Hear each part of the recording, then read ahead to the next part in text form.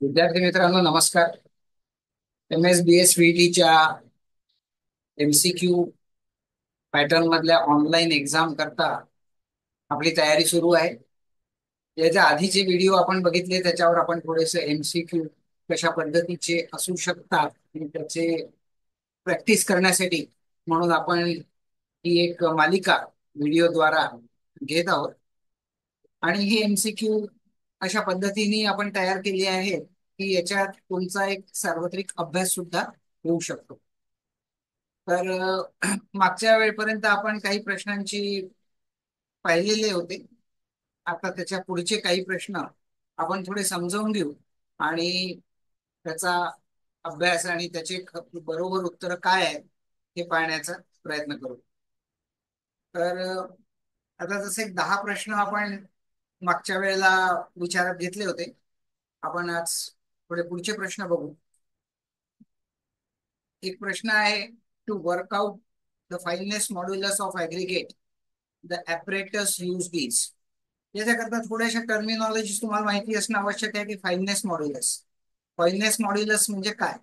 तर fineness modulus म्हणजे असतो गिट्टीचा किंवा रेतीचा आकार काय प्रमाणात आहे याचं काढण्याकरता एक सूत्र बनतं. कारण गिट्टीचा आकार मोठा असू शकतो, लहान असू शकतो, रेती बारीक एकदम वाली पण असू शकते, किंवा एकदम ज्याला आपण म्हणतो कंकड किंवा जाळी, अशा अशा पद्धतीची पण रेती असू शकते. तर टेक्निकली याचा एक साईज, कोणत्या साईजचा प्रमाणात, किती प्रमाणात कोणता साईज आहे हे निष्कर्ष काढण्यासाठी, हा निष्कर्ष म्हणजे मिक्स डिझाईन करण्याकरता किंवा आपण कोणती प्रकारची रेती किंवा विटी वापरणार आहे त्याच्यावरून आपलं मिक्स डिझाईन तयार होत असतं. म्हणजे किती प्रमाणात त्याचं प्रमाण वापरायचं म्हणजे ती स्ट्रेंथ मिळेल अशानुसार एक टेक्निकल मॅटर आहे, ज्याला आपण म्हणतो फाईननेस मॉड्युलस, की ज्याच्यावरून त्याच्या एक आकाराची आपल्याला कल्पना येते, सगळ्या मिक्स आकाराची कल्पना येते, तर त्याला म्हणतात फाईननेस मॉड्युलस.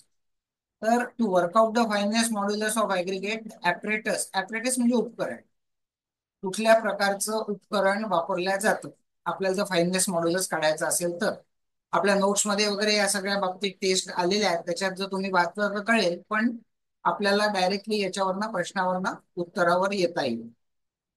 ऑप्शन आहे स्लम कोन, क्यूब मोल्ड, सीव सेट्स आणि कॅम्पिंग रॉड. हे 4 ऑप्शन्स आहेत. पण याच्यामध्ये सीव सेट्सच्या मदतीने आपण फाईननेस मॉड्युलस काढत असतो, त्याच्यामुळे sieve set is the right answer. हे दोन आन्सर चुकीचे आहेत. स्लम कोन कॉन्क्रीट करता वापरतात, क्यूब मोल्ड पण कॉन्क्रीट करता वापरतात, कॅम्पिंग रॉड म्हणजे खचण्याचा रॉड. पण सीव सेट म्हणजे चाळण्यांचा संच, वेगवेगळ्या आकाराच्या संच चाळण्या असतात आणि त्या व्हायब्रेटरवर ठेवून त्या शेकर मध्ये हलवल्या जातात, की जेणेकरून लहान लहान लहान पार्टिकल खाली गळत जातात आणि प्रत्येक चाळणीमध्ये किती वजनाचं ते सॅम्पल उरलेलं आहे याच्यावरून फाईननेस मॉड्युलस काढल्या जातो. तर याच्याकरता तुम्हाला या टर्मिनॉलॉजीज माहिती असणं आवश्यक आहे. फाईननेस मॉड्युलस म्हणजे कसं, काय आहे, आणि ॲपरेटस म्हणजे उपकरण. तर याच्यावरून सीव सेट्स हे बरोबर उत्तर आहे. अशाच प्रकारचा प्रश्न मराठीमध्ये सुद्धा पण असणार आहे, पण हे थोडंसं फाईननेस मॉड्युलस वगैरे लिहिलेलं असणं किंवा ॲपरेटस करता दिलेला शब्द, त्याच्याकरता जर तुम्हाला कन्फ्युजन झालं की तुम्ही इंग्लिश बघू शकता. त्याच्यानंतर the bulking of sand gives effect of. Bulking of sand, bulking of sand म्हणजे ज्या वेळेला सँड कोरडी असते त्यावेळेला तिचं एक आकारमान वेगळं असतं, आणि ज्या वेळेला ती पाण्याच्या कॉन्टॅक्ट मध्ये येतो किंवा ओली होते सँड त्यावेळेला त्याचं आकारमान थोडस वाढतं. एक सर्टन प्रमाणात जर पाणी त्याच्यात ऍड झालं एका पर्सेंटेज पर्यंत तर आकारमान वाढतं. त्याला आपण म्हणतो बल्किंग ऑफ सँड. म्हणजे तुम्हाला बल्किंग ऑफ सँड माहिती पाहिजे. What is bulking of sand? To increase in volume with the moisture content. तर मग याच्यामध्ये काय होतं बल्किंग ऑफ सँड मध्ये? Increase in volume, decrease in volume, increase in silt आणि डिक्रीज इन वेट. याच्यापैकी बरोबर उत्तर आहे इन्क्रीज इन व्हॉल्यूम. तुम्ही लक्षात पण ठेवू शकता. What is bulking of sand? Bulking of sand is increase in volume, त्याचा आकारमान वाढतं. मग प्रश्न आहे the cover block is used in. अगदी सोपा प्रश्न आहे. फक्त तुम्हाला कव्हर ब्लॉक म्हणजे काय आणि त्याचा अर्थ काय माहिती पाहिजे. Cover block is used in brickwork, plaster, RCC, waterproofing. Cover ब्लॉकचा अर्थ आहे कॉन्क्रीट मध्ये ज्या वेळेला लोखंड आणि शटरिंग मधली गॅप ही मेंटेन करायला कव्हर ब्लॉक लावले जातं. कारण लोखंडाच्या काही अंतरावर शटरिंग लागतं, कारण लोखंडाला सुद्धा कव्हर लागतं. असं जर हे लोखंड असेल तर एक शटरिंग जे आहे थोडं अंतर सोडून लावलं जातं, कारण इथे कॉन्क्रीट इथपर्यंत येतं तुमचं, या कॉन्क्रीटला म्हणतात कव्हर. हे जे डिस्टन्स आहे याला म्हणतात cover.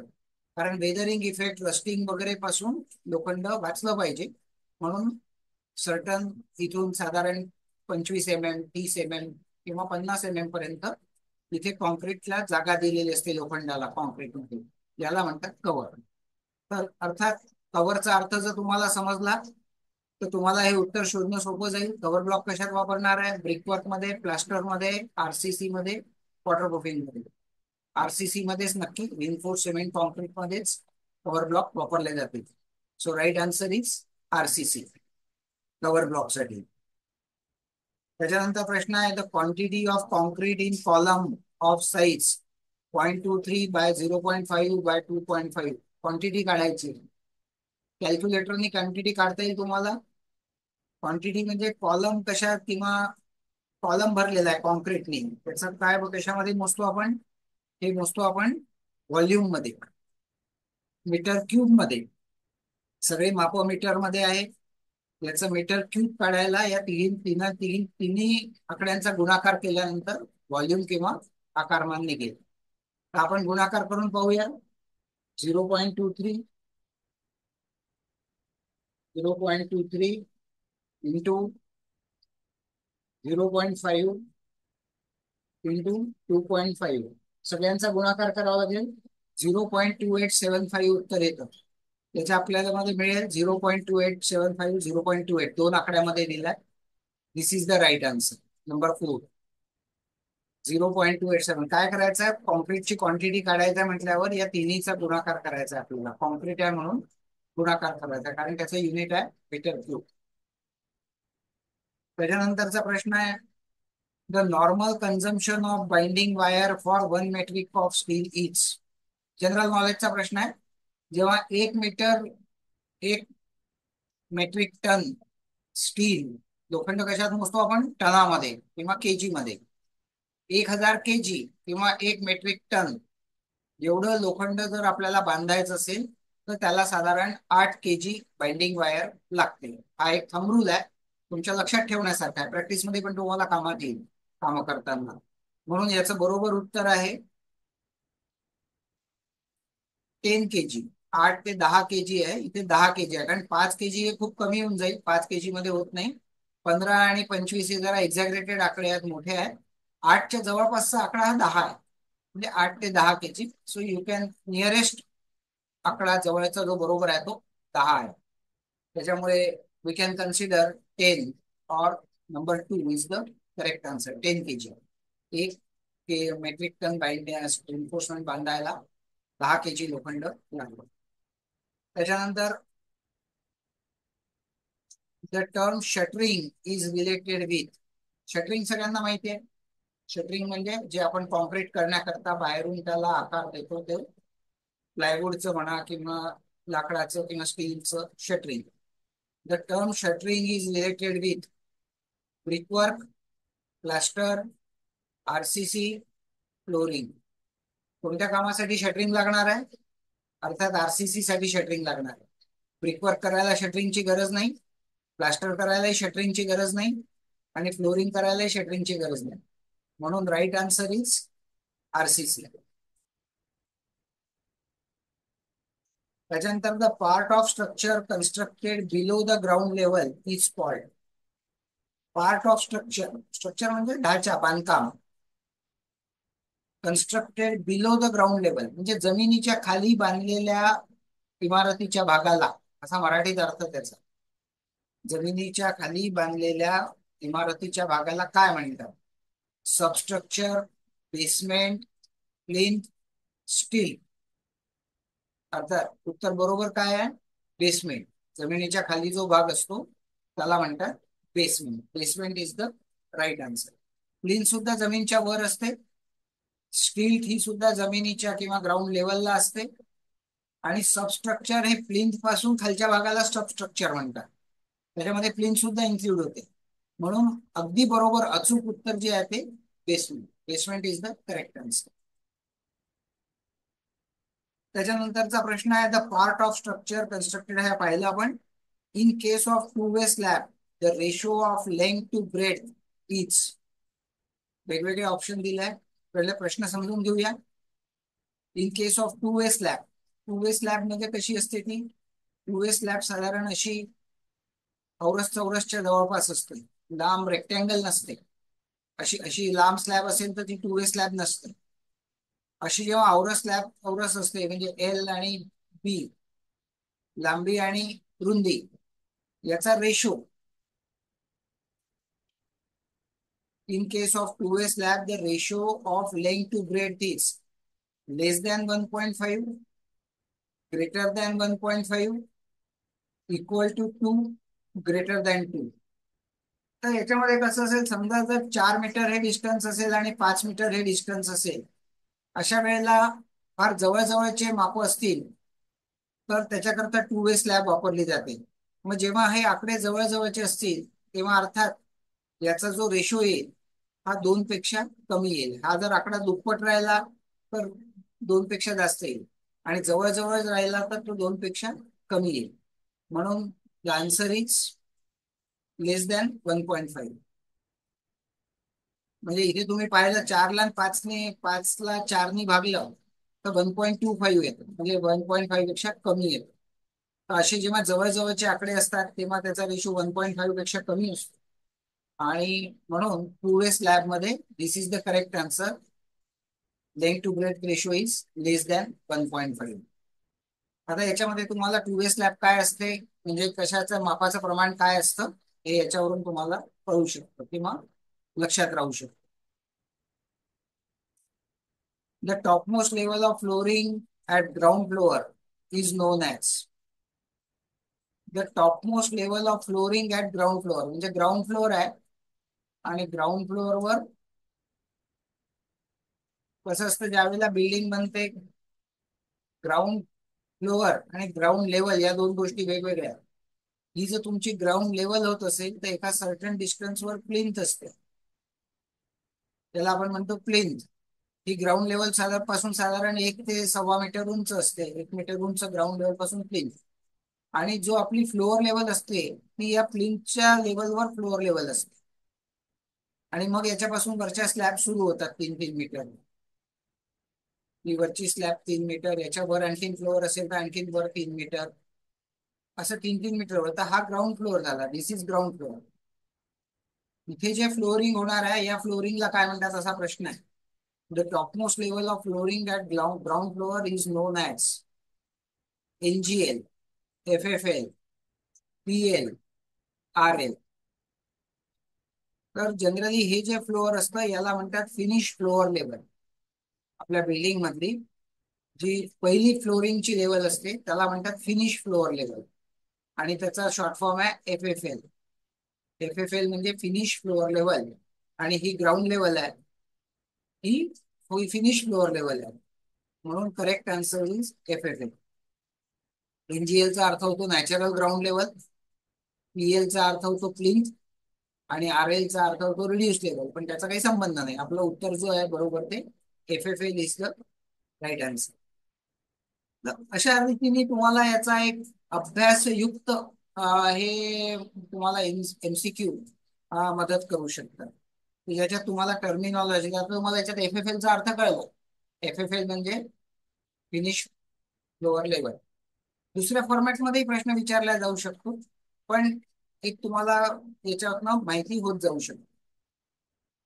The lower portion of window opening is termed as. Lower portion of window opening म्हणजे जेव्हा ही फ्लोअर लेवल आहे तेव्हा अशी खिडकी असते. दिस इज द विंडो. तर याच्यात प्रश्न असा आहे की lower level, lower portion of window opening, हे विंडो ओपनिंग झालं. दिस इज कम्प्लीट विंडो ओपनिंग. साधारण एक 1 मीटर ते 900 या हाईट पासून खिडकी सुरू होते आपली फ्लोअर लेवल पासून.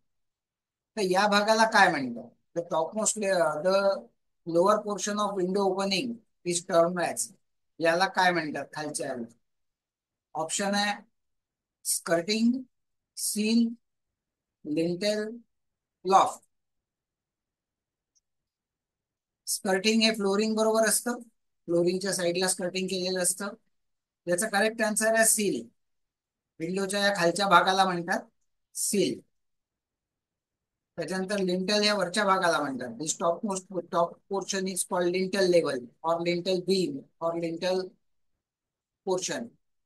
आणि लॉफ्ट, लॉफ्ट म्हणजे तर तुम्हाला माहिती आहे की लिंटल लेवल पासून छज्जाला जे बाहेर निघतं, दॅट इज सामान वगैरे ठेवण्यासाठी किंवा एक arrangement, that is loft. So correct answer is seal. The lower portion of window opening is termed as seal. मराठीत पाहायला गेले तर याचा तुम्हाला मिळेल की खिडकीच्या खालील भागाला काय म्हणतात. तर त्याच्यामध्ये एखाद्या वेळेला ट्रान्सलेशन मध्ये चुकून तळभाग वगैरे असा शब्द आला असेल, पण कन्फ्युज होऊ नका. त्याच्यामध्ये मग तुम्ही असं इंग्लिश वाक्य पाहू शकता, कारण अर्थ एकदम बदलून जातो. खिडकीच्या तळभागाला वगैरे म्हटलं की एकदम समजत नाही काय विचारलं.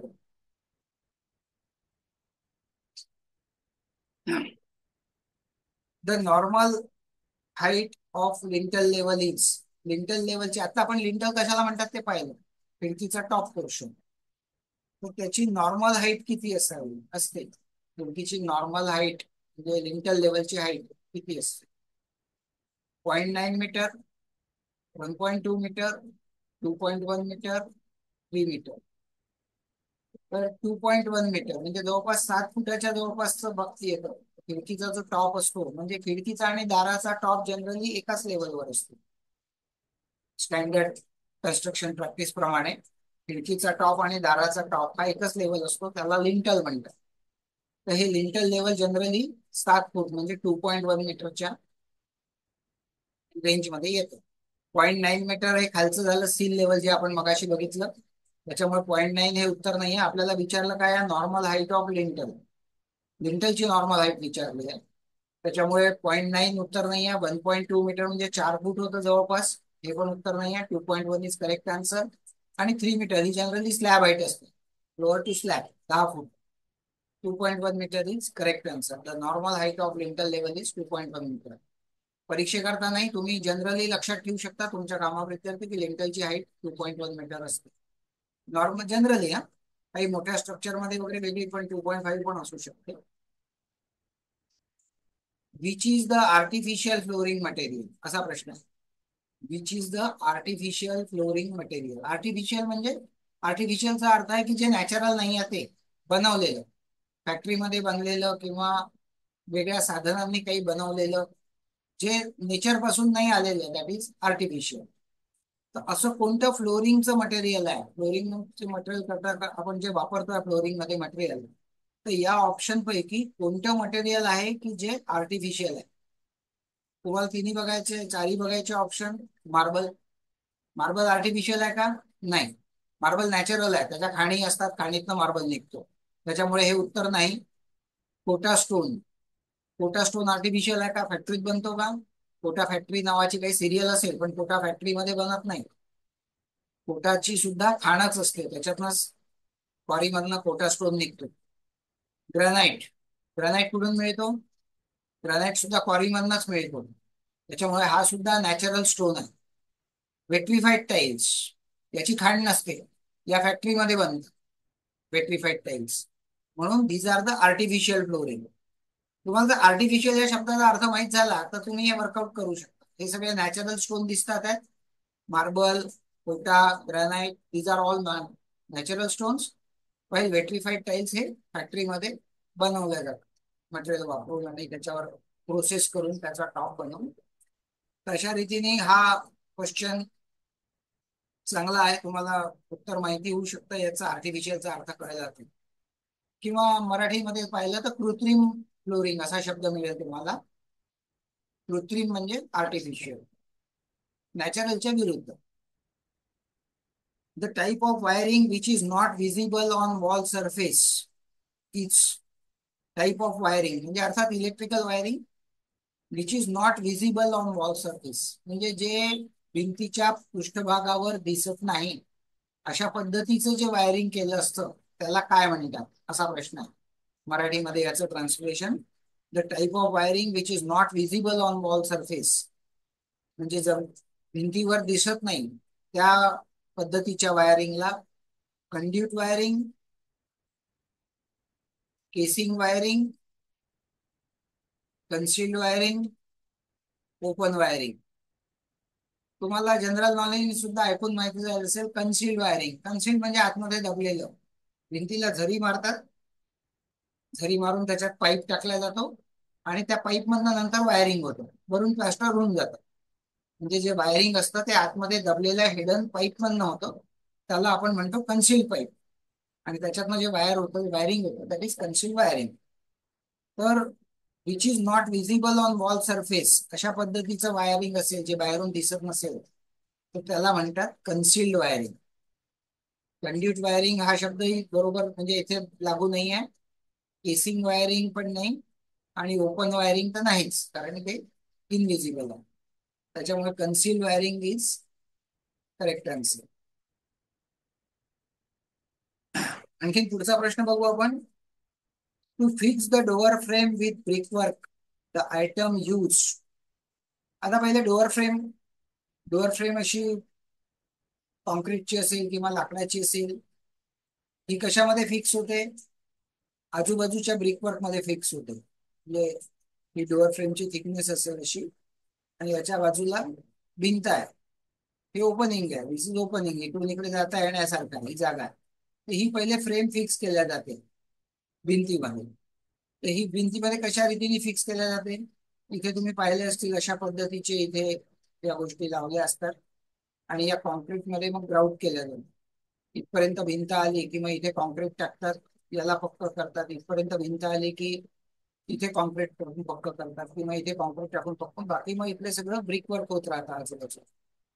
तर प्रश्न असा आहे की to fix the door frame with brick work the item use hinges, holdfast, aldrop, अँकर. कोणतं उत्तर बरोबर वाटेल तुम्हाला? डोअर फ्रेम फिट करायला याच्यापैकी काय वापरलं जातं? अर्थात हे जे आयटम आपण काढला जो कॉन्क्रीट मध्ये ग्राउट होतो याला म्हणतात होल्डफास्ट. त्याच्यामुळे holdfast is the correct answer. Hinges हे फ्रेमला शटर फिट करण्यासाठी लावले जातात, स्विंग हिंजेस. म्हणजे ही फ्रेम लागून जाते, त्याच्यानंतर मग इथे हिंजेस लावून हिंजेसला पल्ला फिट होतो, पल्ला आणि फ्रेमचं फिक्सिंग होतं हिंजेसच्या मार्फत. त्याच्यामुळे इथे हिंजेस हे उत्तर चुकीचं आहे, होल्डफास्ट उत्तर बरोबर आहे. अल्ड्रॉप हा शब्द या शटरिंगच्या याच्यासाठी जे लॉक करण्यासाठी अरेंजमेंट असते दॅट इज अल्ड्रॉप. आणि अँकर हा शब्द काही इथे रिलिव्हंट नाही आहे, but holdfast is the right answer. प्रश्न तुम्हाला मराठीतूनही समजून घेऊ शकता तुम्ही.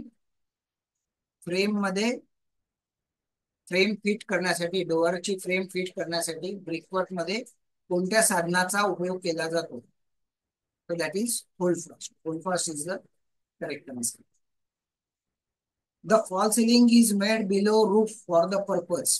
अर्थ कोणता समजायचा तुम्हाला? The fall ceiling is made below roof म्हणजे जेव्हा एखादं कॉन्क्रीटचं रूफिंग असतं, ही स्लॅब आहे कॉन्क्रीटची, तर याच्या खाली काही डिस्टन्सवर याला झाकण्याकरता असं फॉल्स जे सिलिंग केलं जातं शोरूम मध्ये म्हणा किंवा आजकाल घरात फ्लॅट्स मध्ये वगैरे करतात, तर या आयटमला म्हणतात फॉल सिलिंग. फॉल सिलिंग का बरं का म्हणतात?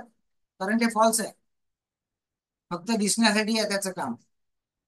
बाकी खरं सिलिंग कोणतं आहे? हे आरसीसीच. पण ज्याला माहिती नसेल त्याला हे सिलिंग वाटेल, म्हणून याला फॉल सिलिंग म्हणतात.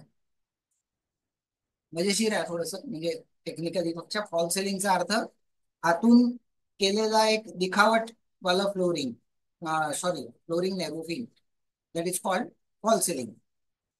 तर प्रश्न असा आहे,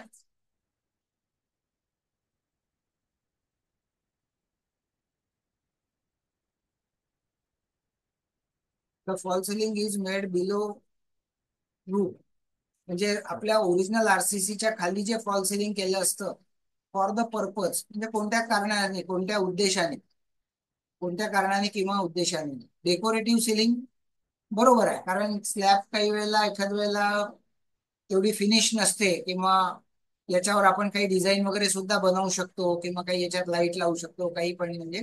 तर हे डेकोरेटिव्ह सिलिंग हे उत्तर बरोबर राहू शकतं. डेकोरेटिव्ह सिलिंग हा पण पर्पज आहे. To hide utility services. To hide म्हणजे झाकणे.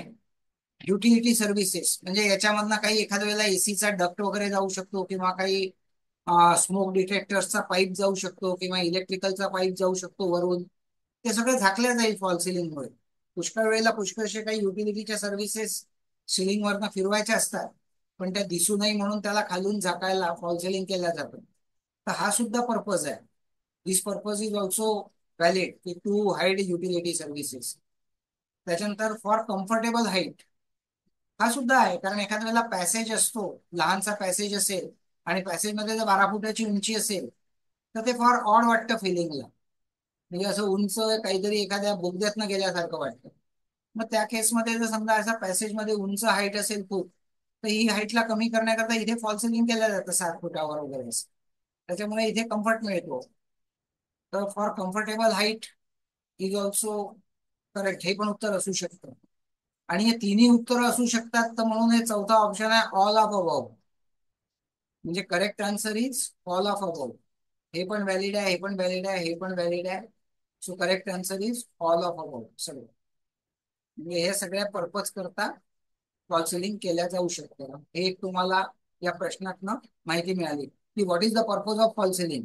या सगळ्या गोष्टी डेकोरेटिव्ह करण्यासाठी, युटिलिटी सर्व्हिसेस हाईड करण्यासाठी, कम्फर्टेबल हाईट मेंटेन करण्यासाठी, या सगळ्या गोष्टींसाठी फॉल सेलिंग केल्या जातात. हे तुम्हाला एक माहिती म्हणून, एक तुम्हाला एक लर्निंग म्हणून लक्षात घ्या. एक प्रश्न आपण या सेशन मध्ये शेवटचा बघू आणखी. त्याच्यानंतरचे प्रश्न आपण आपल्या नेक्स्ट व्हिडिओमध्ये घेणार आहोत. आपण इथपर्यंत आलो होतो. For ceiling roof purpose for the rebar of 16 mm dia the overlap length should be. For the rebar of 16 mm dia. पहिले या वाक्याचा अर्थ, शब्दाचा अर्थ करून घ्या. रिबार म्हणजे रिइन्फोर्समेंट बार, म्हणजे जे की आपण कॉन्क्रीट मध्ये वापरतोय त्या बारला आपण म्हणतो रिबार. डायमीटर दिलाय 16 mm. 16 mm चा डायमीटर आहे. Overlap length should B. Overlap म्हणजे कसं, बारल्या बार जेव्हा जोडल्या जातो तेव्हा उभे बार बांधतोय आपण कॉलम मध्ये. समजा कॉलम मध्ये बांधल्यावर तर एकदम, तर पूर्ण 5 मजली बिल्डिंग असेल तर 5 मजली बिल्डिंगचा आपण लोहा एकदम बांधत नाही. तो एका सर्टन हाईट पर्यंत बांधून सोडतो. मग जेव्हा आपण दुसऱ्या मजल्यावर, पहिल्या मजल्यावर पोहोचतो, त्यावेळेला या कॉलमला पुढे वाढवावं लागतं आपल्याला. या लोखंडाला आपल्याला पुढे वाढवावं लागतं. तर हे वाढवताना या पहिलेच्या जुन्या लोखंडाला आणि या नवीन लोखंडाला एक ओव्हरलॅप दिला जातो, म्हणजे एकत्र यांची आपसात बांधली जाते. त्याला आपण म्हणतो ओव्हरलॅप लेंथ. अगदी याच्या टोकावरून दुसरा बार बांधणं सुरू नाही करणार आपण. इथपर्यंत बार संपला पहिला, तो दुसरा बार काही इथून बांधणार नाही आपण याच्यावरून. हा दुसरा बार जो आहे याच्या खाली न्यावा लागतो सर्टन हाईट पर्यंत. याला म्हणतात ओव्हरलॅप लेंथ. ही ओव्हरलॅप लेंथ किती असावी, तर दिस शुड बी 50D. त्याचं सूत्र आहे, फॉर्म्युला आहे 50D. 50D म्हणजे डायमीटर. ही किती आहे, 16 आहे आपल्या केसमध्ये. मग 50 नी 16 मल्टिप्लाय केलं 50ला, तर आपला आन्सर येईल 800 mm. मग आपण याच्यात शोधूया 800 mm आन्सर आहे का. येस, पहिलंच आहे 800 mm. याच्याकरता तुम्हाला लक्षात काय ठेवायचं आहे, 50D is the overlap length. Overlap किती असायला पाहिजे, तर जो काय डायमीटरचा बार असेल त्याला 50नी मल्टिप्लाय करायचं. तेवढ्या लेंथला ओव्हरलॅप कसला पाहिजे. 10 mm चा बार असेल तर 500 mm तुम्हाला ओव्हरलॅप द्यावा लागेल.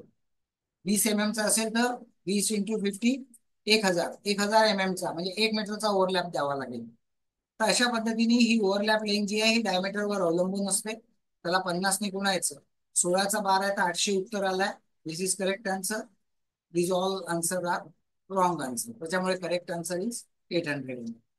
तर अशा पद्धतीने आता याच्यात तुम्हाला हे माहित झालं की ओव्हरलॅप लेंथ इज 50D. तर तुम्हाला हे प्रश्न सुद्धा सॉल्व्ह करायचे अचूक उत्तर पण माहिती होतात आहे. सुदैवाने जर हेच प्रश्न आले तर तुम्हाला उत्तर माहितीच आहे, प्रश्नच नाही. पण जर समजा हेच प्रश्न नाही आले तरी पण या रीतीने तुमचा एक अभ्यास सुद्धा याच्यातनं होतोय. आणि हाच प्रश्न काही वेगळ्या फॉर्म मध्ये विचारला जाऊ शकतो की जेणेकरून तुम्हाला त्याचा संबंध आणि त्याचं उत्तर माहिती राहू शकतं. तर अशा रीतीने आपण असे बरेच एमसीक्यू अभ्यासाच्या दृष्टीने तयार केलेले आहेत. आपल्या त्या कोर्स सेक्टरमध्येही ते उपलब्ध आहे. आणि तुम्ही याचा आता एक महिना दीड महिना परीक्षेच्या पर्यंत भरपूर याचा उपयोग करून घेऊ शकता.